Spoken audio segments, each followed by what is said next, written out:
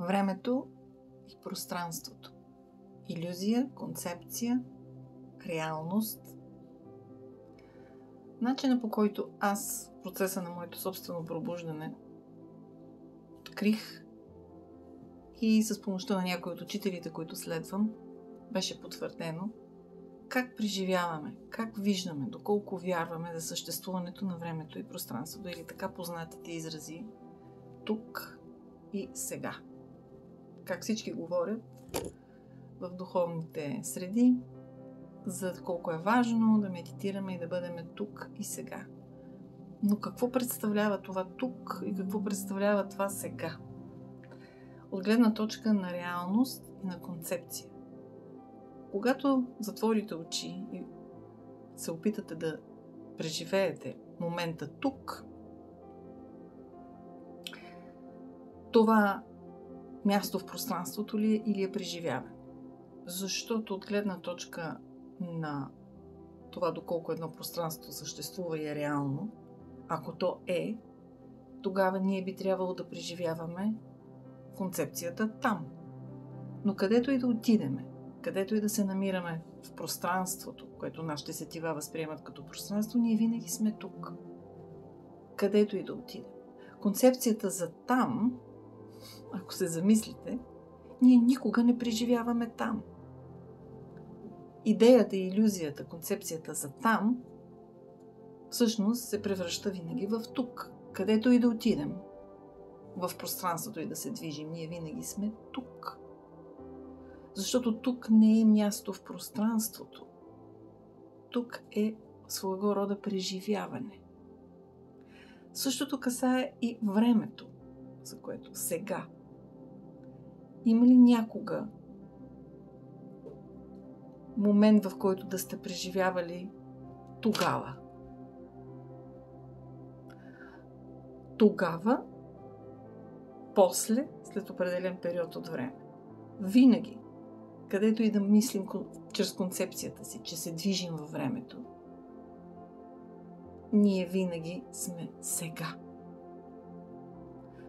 Говоря от гледна точка на преживяването. Ние преживяваме единствено и само в пространството тук и във времето сега. Никога не е възможно да преживяваме после, защото този после момент, който ние като концепция възприемаме, в момента, в който е после, той винаги е сега. Затова от сегашния момент нашия ум пътува в бъдещето и в миналото. Но за да го направи, той го извършва от момента сега. По същия начин в пространството, когато кажем ей там, това ей там е от гледна точка на тук. Но ако отидеме в концепция в пространството, които сетивата ни възприемат като там, ние преживяваме тук. С други думи, тук не е място в пространството, то е преживяване. И ако затворите очи и се опитате, ще го преживеете и вие. Същото във времето, с други думи, тук и сега са тук и сега са реалните моменти. Всичко останало е концепция. Това, че съществува пространство, това е концепция, но не е реалност. Това, че съществува време, също е концепция, но не е реалност. Подобно както учителя, много учители за тези от вас, които следват, говорят и знаят английски, Робърт Спайер, аналогията, която дава, е брилянтна. Когато спим, ние се оттегляме от всички сетива и мисълта спира да работи в този момент. И затова ние, когато сънуваме, в съня си ние възпроизвеждаме това време и пространство. Но де-факто, в момента, в който ние в съня си преживяваме времето и пространството, то е само от гледна точка на обекта, който е в съня, а не от човека, който сънува.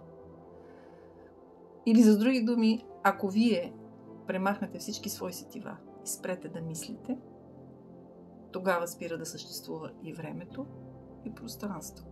Защото мисълта е тясно свързана с времето, А сетивата с пространството. Сетивата са като тези VR devices, които се слагат в електронните игри, за да може по-плътно да се възприема играта. И в момента, в който тя се махне, същото е подобно на нашата нервна система, нашите сетива. Ако ние нямаме сетива, които да, особено зрителното поле, без тях ние никога няма да можем да възприемаме пространството. И ако мисълта я няма време. За това се говори за присъствието. Винаги да сме присъствени, да сме в тук и сега. И това са ключовете, до които стигаме, когато медитираме. Затова са толкова важни медитациите. Защото това е този един уникален момент, в който тук се преживява и сега са преживявани. И тогава